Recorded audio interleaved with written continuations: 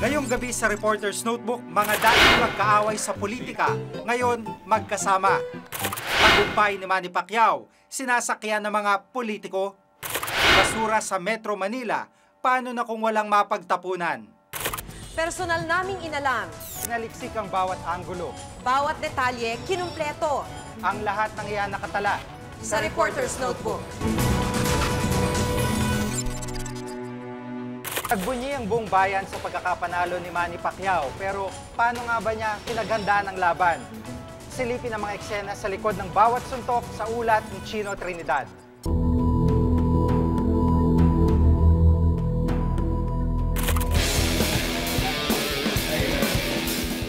Detalyadong preparasyon at malinaw na game plan. Yan ang ginamit ni Manny Pacquiao sa kanyang tagumpay laban kay Eric El Terrible Morales. Ang lakas ng mga suntok ni Manny Pacquiao, bunga ng sakripisyo at disiplina. Walang puknat sa pag-iinsayo si Pacquiao sa Wildcard Gym sa Los Angeles para sa kanilang grand finale.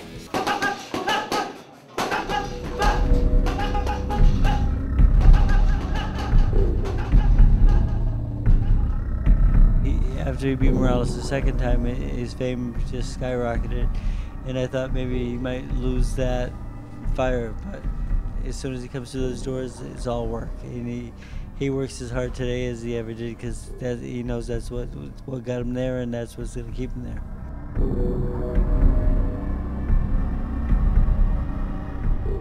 Actually, matakutin nga ako na tao, nervyoso rin ako na tao, pero talagang tiwala lang ako sa kapangyarihan ng Panginoon na hindi niya ako pababayaan at lagi niya akong ililigtas.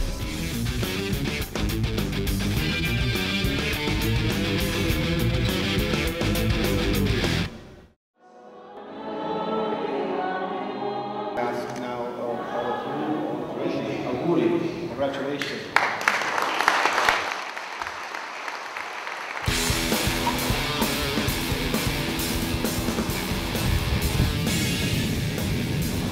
Pagdating sa Las Vegas, nakita na naman namin ang kanyang kalaban na si Eric Morales kasama ang media.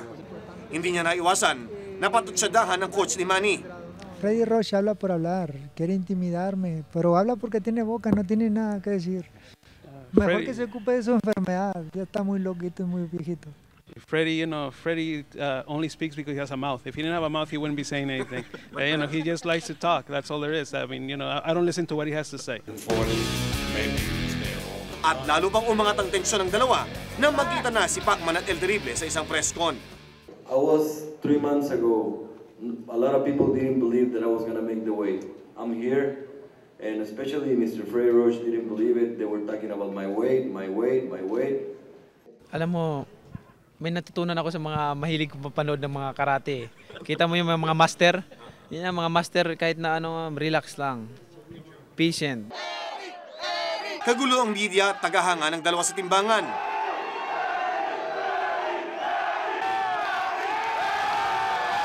Parang dito pa lang, laban na.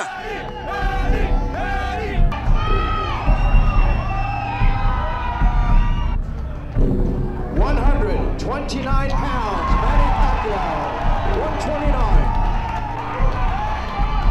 129. Parehong 129 pounds ang timbang ng dalawa.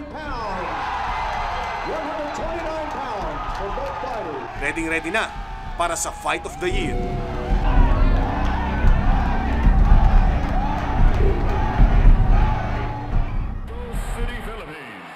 Pagpasok sa stadium, isang masiglang imahe ni Manny ang nakita ng mga manonood. Lingid sa kaalaman ng marami, mataas ang kanyang lagnat. Manny Pacquiao.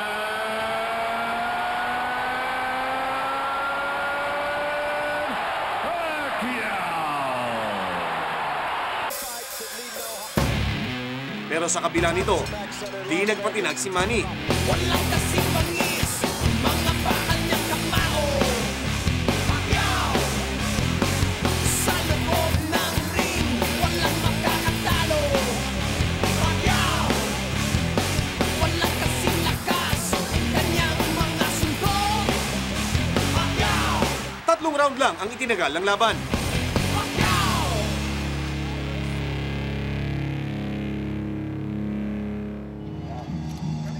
Nagre-relax na ang ating bayani nang muli namin siyang makita.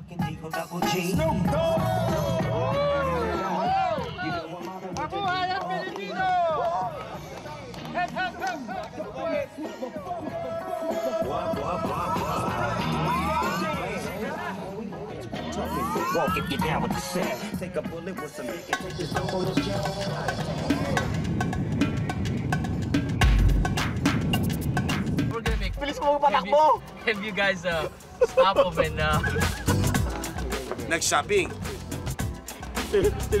Pauwi na si Manny nang huli ko siyang makausap. Sa bawat laban ko ay at least nakapagpa-unite ako sa isang bansa na diyan tayo nakatira at mahal natin. Umuwing wagi si Manny. Pero sa kanyang pagbabalik, sa ibang laban naman siya sasabak. Thank you. Ako si Chino Trinidad at ito ang nakatala sa aking reporter's notebook. Manny Pacquiao, matunog na pangalan para sa maraming Pilipino. Sa kanyang pagkakapanalo, tila marami ang nakikisalo. Sadya nga bang bahagi na ng politika sa bansa ang makisakay sa ningning ng iba? Yan ang ulat ni JP Soriano. Heroes welcome ang naghihintay kay Manny Pacquiao matapos ang panalo niya sa Las Vegas.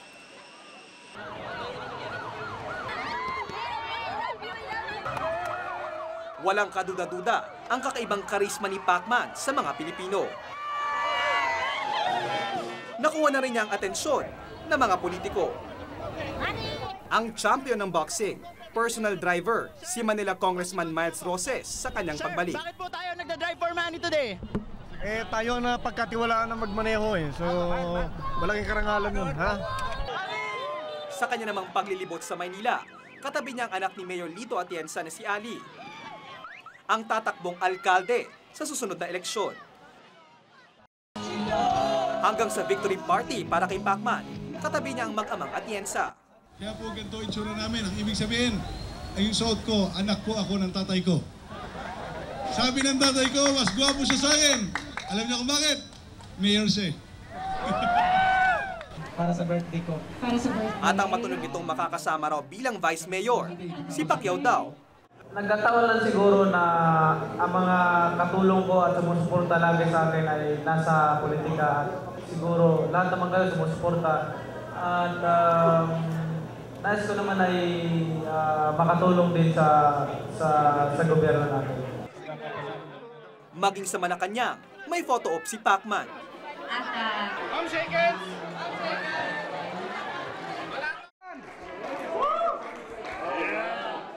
Bakit nga ba sa sikat sa anumang larangan, may dumidikit na politiko? It's an unwritten or unsaid form of endorsement.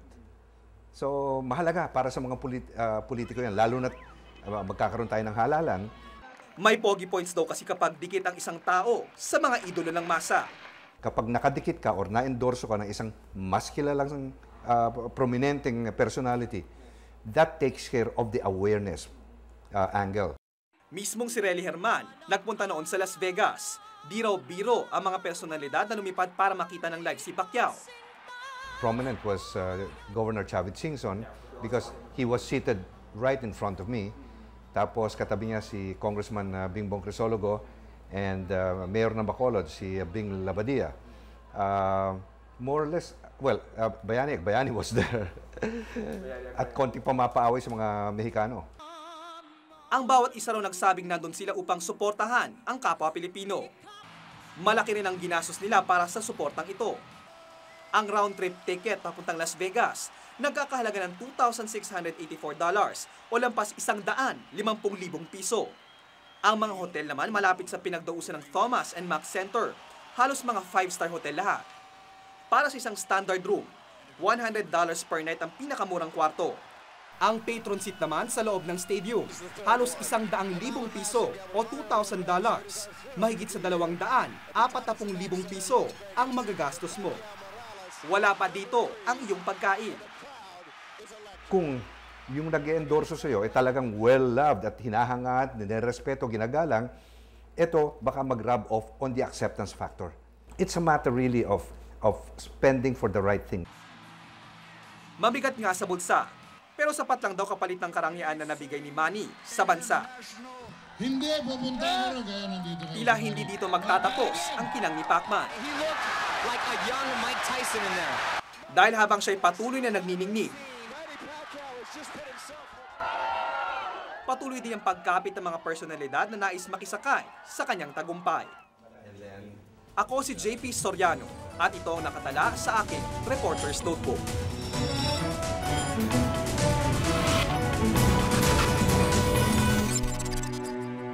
Hindi lang singaw ng gas ang problema. May kataspan na pwedeng sipsipin ng lupa at posibleng mahalok sa inuming tubig. Libo-libong tonelada ng basura ang itinatapon natin araw-araw. At sa dami ng basura ng Kamaynilaan, darating ang araw na wala na itong pagtatapunan. Merong batas tungkol sa pagbabawas ng basura pero tila hindi ito sineseryoso ng karamihan. Malulunod na lang ba sa dumi ang mamamayan?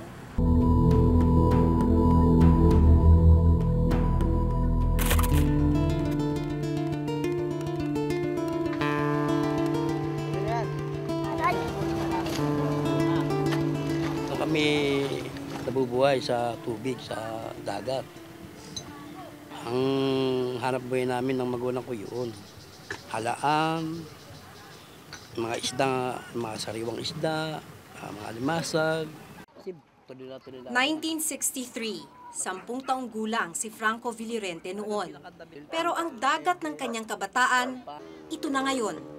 Dumating yung tapon ng basura, buong Metro Manila. Diyan tinapon sa lugar namin. Napilitan kaming maghanap buhay ng basura. Yan ang binuhay sa pamilya ko, basura rin. Sinong mag-aakalang nooy bahagi ng dagat ang tambakang ito? Paano nga ba umaabot sa ganito ang sitwasyon? Bawat isa sa atin may basurang itinatapon araw-araw. Pero alam mo ba kung saan napupunta ang basura mo? Hindi na ako namin na importante yun. Importante yun na mawala yung mga basura dito ngayong maga. Hindi natin alam kung saan natin tinatambak. Basta importante lang, pinipick up dito yung mga basura. Simula na ng araw ng koleksyon sa barangay na ito sa Quezon City.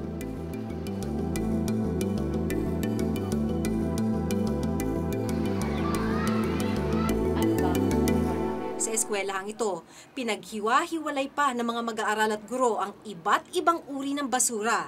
May nabubulok, di nabubulok at mga pwedeng gamitin pa. Dapat ang mga bata ay alam nila kung saan itapon ang papel, kung ito ba ay nakalagay ba sa isang paglagyan. Dapat alam na rin nila na ang papel ay pwede pang i-recycled, kaya dapat importante talaga. Maya-maya pa, inilabas na rin ang mga pinagbukod-bukod na basura ng eskwelahan. Bigay todo ang eskwelahan sa segregation, pero ang kanilang mga kapitbahay, pinagsasama-sama lang ang mga basura sa iisang lalagyan. Wala nang ano yun, wala nang hiwa-hiwalay, sama-sama na. Pag minalis namin dyan, sama-sama. Pagdating ng truck, dinampot na ang mga halo-halong basura.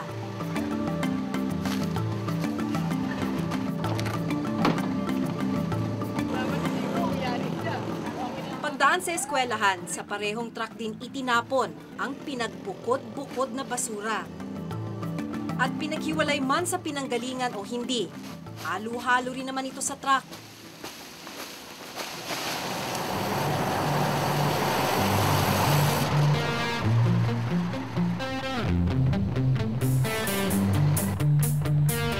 Dito sa Payatas, ang bagsak ng mga basurang nakolekta.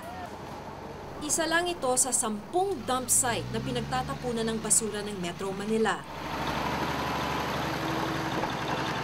Nandito tayo ngayon sa tuktok ng bundok ng basura na may taas na 40 meters. E paano naman hindi tataas ng ganito to? E araw-araw mahigit 1,000 tonelada ng basura ang itinatapon dito.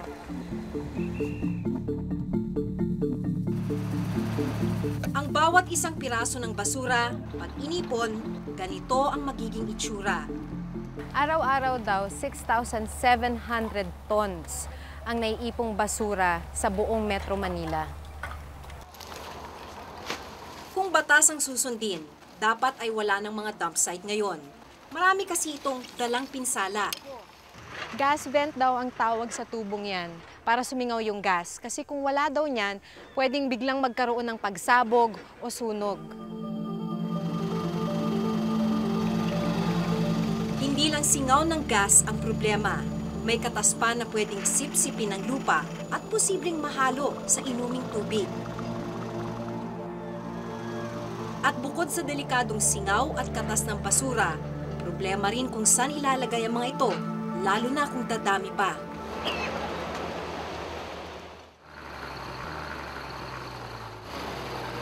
Ito naman ang Pier 18 sa lungsod ng Maynila. Ang tawag nila dito, transfer station. Dito muna binabagsak yung basura ng Maynila, tapos hinahakot ulit, tapos dinadala sa Montalban. Pero sa itsura nito, mistulang open dump site na rin ang lugar. Para sa mga scavenger o mga namumulot ng basura, kasali sa araw-araw na trabaho ang banta sa kaligtasan. Isa pang dahilan kung bakit hindi na hinihikayat ng batas ang pagkakaroon ng mga tambakan. Minsan kasi yung sa truck, may bumabaksak na mga bakal, tapos yung kahoy, minsan inodoro, yung mga parking nakakasugat. Delikado po pag hindi mo natignan mga bulldozer, maaari kang matrasan, mga tabunan. Ang basurang inalis sa bahay mo, sinong mag-aakalang ganito kalaki ang perwisyo? At di pa riyan nagtatapos ang mga dahilan kung bakit ang problema sa basura ay dapat nating pag-isipan.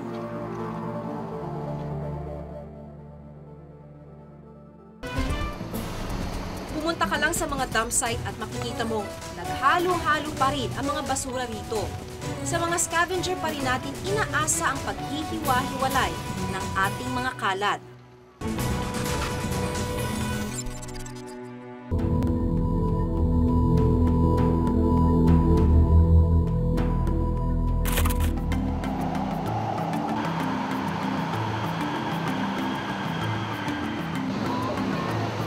Sa pagdami ng mga tao at establishmento sa Kamaynilaan, dumarami rin ang basura.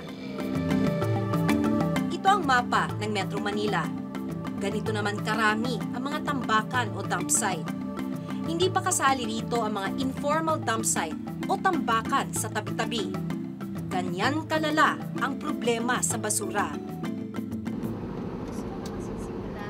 Mag-iikot tayo ng Metro Manila para makita kung paano nagkalat ang basura. Saan ka man lumingon, may makikitang maliliit na bundok ng basura. Libo-libong tonelada ng basura ang itinatapon natin sa mga dump sites kada araw. Hindi pa kabilang dito yung mga itinatapon natin sa mga ilog at sa iba pang mga lugar.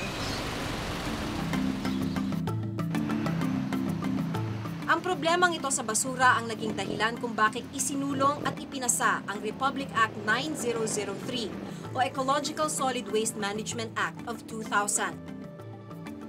Ilan sa mga pagbabagong isinusulong ng batas ay ang pagsasara ng mga dump site at pagpapatupad ng segregation at recycling. Pero 6 na taon mula nang maipasa ang batas, tila hindi pa rin ito nasusunod.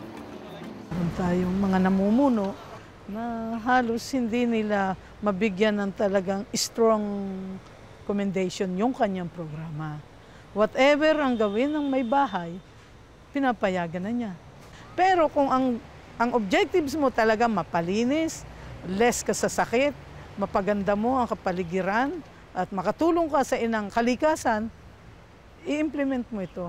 Either iboto ka o hindi, wala kang mga hidden agenda. At marami rin ang di nakakaalam ng batas. Ay naghihiwalay nung yung basura na mismo. Sila na mismo nagbawal, naghihiwalay. Yung kumukuha ng basura. Alam niyo po ba na sabi ng batas, kailangan may segregation na, pinaghihiwa-hiwalay daw yung basura? Ay, wala kami narinig. Kasi basta dinadampot lang naman ng basurero yung yung basura. Kung ang basurero mismo nagpapatupad yan, pwede siguro. Kung sabihin nila, oy, hindi namin kukunin ito, maaaring magkakaroon ng disiplina, no? Pumunta ka lang sa mga dump site at makikita mong naghalo-halo pa rin ang mga basura rito. Sa mga scavenger pa rin natin inaasa ang paghihiwa-hiwalay ng ating mga kalat. hanggang ngayon, kukunti pa rin na yung local government units na nakaka-comply dun sa batas. Pagdating naman sa kaalaman ng mga tao, nananatiling kakaunti pa rin yung nagsasagawa nung segregation. I really don't know kasi local government units, kasi ganito yan, we train the 3 Norths. Okay, then the LGUs would actually train their barangay and then, even in the school, it's already part of the curriculum. So I don't know what information is still wanting. Ang Quezon City ang siyang may pinakamaraming basura sa araw-araw. 1,600 hanggang 1,700 tonelada ng basura ang nanggagaling sa lungsod. At bagaman may mga pagbabagong ginagawa, malayo pa rin ito sa 100% compliance sa batas. We have very big barangays. Kung titingnan natin, of the 142 barangays, 30% pa lang talaga ang merong no segregation, no collection. It's because we would want really these people to be ready. Hindi ganun kadaling ipa-implement because it takes time really to change the culture of the people, di ba? Sinasabing sa susunod na 30 taon, kakailanganin natin ng libu-libong truck para hakutin ang ating basura kada araw. At kung papipilahin ng mga truck, maiikot ng mga ito ang mundo ng 3 beses. Kakailanganin natin ng bilyon-bilyong piso. Malaking pondong mawawala sa naghihikahos ng ang bansa. Kung tutuusin, bawat isa sa atin may magagawa para mabawasan ang ganitong gabundok na problema. Ang tinatawag lang naman natin basura, yung magkakahalong iba't ibang bagay. Hindi naman natin, kapag magkakahiwa-hiwalay sila, ang tawag natin dyan, papel, bote, plastic, dyaryo. Pero kung magkakasama sila, ang tawag natin doon basura. Ang nagagawa ngayon sa ibang barangay, napaghihiwa-hiwalay nila yon. At ngayon, napapakinabangan nila. Ito, segregate namin, lagay namin yan dito. Ito ang ginagawa ni Aling Nelia. Araw-araw, ibinubukod niya ang kanyang mga basura. Pag ang lahat naman nakaayos lahat, wala ka nang poproblemahin. Pag halimbawa, magtatapon ka ng basura, itatapon mo lang talaga yung talagang pantapo na. Pag oras na yan, halimbawa, yung mga sako na pupuno na yan. Sabihin ko sa mga bata, lalo sa pamangking kong lalaki, ibenta mo na yan. Sa Barangay Holy Spirit, Quezon City, kung saan siya nakatira, dito ang punta ng mga basura. Sa isang Material Recovery Facility o MRF, na dapat ay mayroon ang bawat barangay o cluster ng mga barangay. Ang mga nabubulok na basura, kino-compost o ginagawang pataba sa lupa.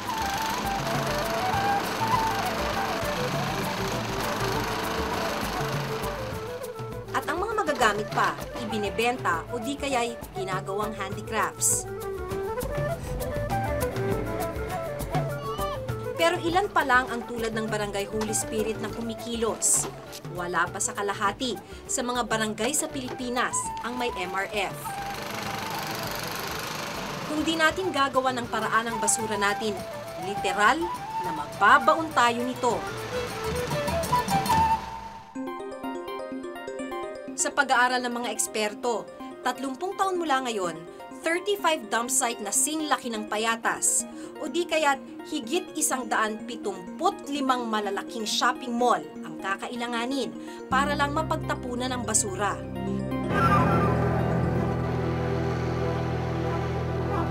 At kung inaakala mong malayo pa yon, isipin mo na lang si Franco Villorente. 10 taon gulang nang magsimulang maging gabundok na basura ang dagat na kabuhayan ng kanyang pamilya. Dumating yung tapon ng basura, buong Metro Manila. Diyan tinapon sa lugar namin. Napilitan kaming maghanap buhay ng basura. Kung sa kanya ay kabuhayan sa dagat ang nawala, sa'yo at sa ating lahat, ano naman kaya? Ako si Maki Pulido at itong nakatala sa aking Reporter's Notebook.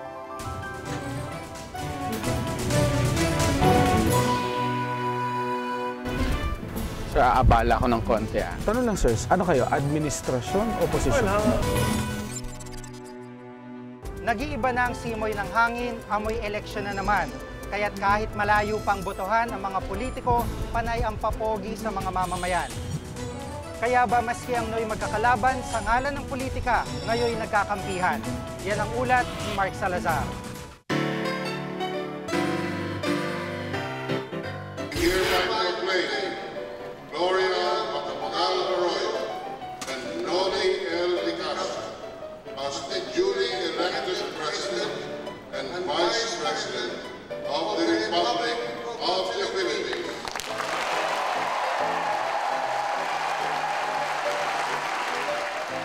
The Liberal Party is appealing to the President to vacate her office. Sa politika raw, walang permanenteng kaibigan, walang permanenteng kaaway, permanenteng interes lamang. Kaya nga siguro ang mga politiko, parang mga unyango kung magpalit ng kulay, depende kung saan sila susunod na dadapo. Ang tawag dyan, political turncoatism. Ang pinakauna raw political turncoat ay si dating Pangulong Ramon Magsaysay. Mula kasi sa Partidong Liberal, tumalon siya sa Partido Nasyonalista nang hindi siya piliin ng partido niya bilang kandidato sa pagkapangulo. Sinundan siya ni FM o dating Pangulong Ferdinand Marcos na tumalon rin mula sa Liberal papuntang Nasyonalista. Mr. Chairman. Mr. Chairman. Mr. Chairman. Mr. Chairman. Naaalala niyo pa ba ang mga eksenang ito? The point and ask that the gentleman be ruled out of order. So noted, so noted. Mr. Chairman. In the meantime, with the permission of the body, we suspend for 2 minutes. Part of the House. Yan ang masama, Mr. Chairman eh. Yan ang masama, tingnan nyo. Masamang comment yan eh. Masamang comment. That means the one who will succeed will have a broken mantle. Si Senador Kiko Pangilinan ay dating miyembro ng Liberal Party na pinamumunuan naman ni dating Senate President Franklin Drilon. Sanggang dikit pa noon ang LP at Administration Party na lakas. Sa tulong nga marahil ni Senador Kiko at nooy Congressman Raul Gonzales, co-chairman ng Presidential Canvass sa Kongreso, idineklarang panalo si Pangulong Arroyo at ang kanyang Vice Presidente Noli de Castro. Sa entablado, magkakasama ang alam mong magkakampi.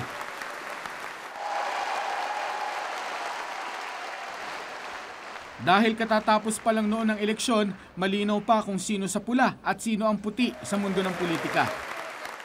Pero maraming nangyaring nagpayanig sa mga pagkakaibigan. The two audio cassettes that I turned over, Your Honor, are the actual tapes that were entrusted to me. This tape is the mother of all those tapes. I am sorry. Si Drilon awang-awa raw sa kaalyadong Pangulo. Mr. President, you are loved by the entire Filipino people, but the Ilonggos love you the most. Kasama pa siya noon sa mga kumanta ng If We Hold On sa Malacanang bilang pagsuporta nung gabing nag-I'm sorry si Pangulong Arroyo. Pero ilang araw lang, the Liberal Party is appealing to the President to vacate her office by way of a voluntary resignation. Nahati ang partido ni Drilon dahil ang chairman ng LP na si Manila Mayor Lito Atienza hindi iniwan si Gloria sa mga panahong muntik na raw malaglag sa pwesto ang Pangulo. Simula noon, oposisyon na ang kulay ni Drilon at Kiko. Malinaw na labas na sa bakod ng administrasyon si Kiko. Basag na rin ang kinabibilangan niyang Partidong Liberal. Paano na nga ba siya sa eleksyon? Sir, aabala ko ng konti. Tanong lang, sirs, ano kayo? Administrasyon o posisyon? Well, ever since nag-umpisa itong krisis sa ating politika, I always mention na ako ay independiente, ako ay conscience voice. Hindi lahat ng nanggagaling sa administrasyon ay tama. Yung mga mali, kinakailangan tutulan, pero hindi rin naman lahat mali. So kung saan pwedeng suportahan ng ilang mga inisyatiba, susuportahan natin. May sarili ring kwento ng pagpapalit baro si Senate President Manuel Villar. Ang dating kakampi ni dating Pangulong Estrada, naging susi rin ng ikinabagsak ni ERAP. The Committee on Justice to the House on the verified complaint for... Tumakbong senador sa ilalim ng bandera ng administrasyon. Ngayon, balik oposisyon? So, sa tingin nyo mas naging popular ba kayo nung medyo kumontra kayo sa administrasyon? Ay, hindi ko naman masabi yun dahil siyempre hindi naman kami kumukontra, kami independent lang. At minsan kumukontra kami, minsan kumakampi kami. Hindi ko naman masasabi na ako'y parating kumukontra. Nandito na rin lang, kamustahin na rin natin si Opposition Senator Edgardo Angara. Tatakbo rin for re-election sa susunod na taon. Ang sabi niya, oposisyon siya, pero pinagdududahan siya ng mga kakampo. Now, si Senator Ed Angara, I really don't know where his canoe will take him, to the high seas or, go to the Sierra, whatever, no? Pero kidding aside, he will have to make up his mind.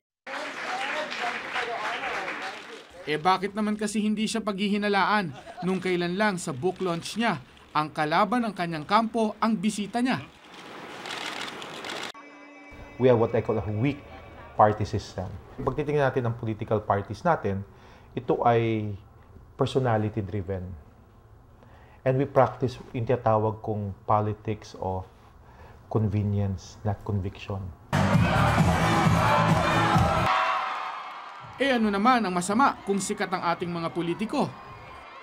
Dapat magkaroon na ng bagong sistemang politikal na may programa ang mga partido na hindi na lang convenience, kundi conviction, hindi na lang popularity, kundi prinsipyo, hindi na lang pera, kundi issues. Ngayon, tila hindi nakagalingan sa pamamahala ang labanan. Nagkakatalo na lamang kung sino ang kamukha ng politiko. Kasikatan ng kasama sa political ad, box office appeal ng pamilya, tunog ng apelyido, at ang sasakyang partido. Kailan pa kaya ito magbabago? Ako si Mark Salazar at ito nakatala sa aking Reporter's Notebook.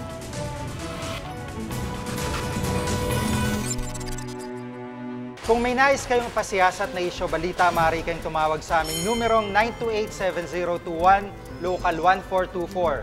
Maaari rin po kayo mag-email sa reportersnotebook@gmanetwork.com. Para sa malalimang pagtingin sa mga issue at balita, samahan niyo po kaming muli sa susunod na Martes. Ako si Maki Pulido. Ako si Jiggy Manicad at ito ang Reporter's Notebook.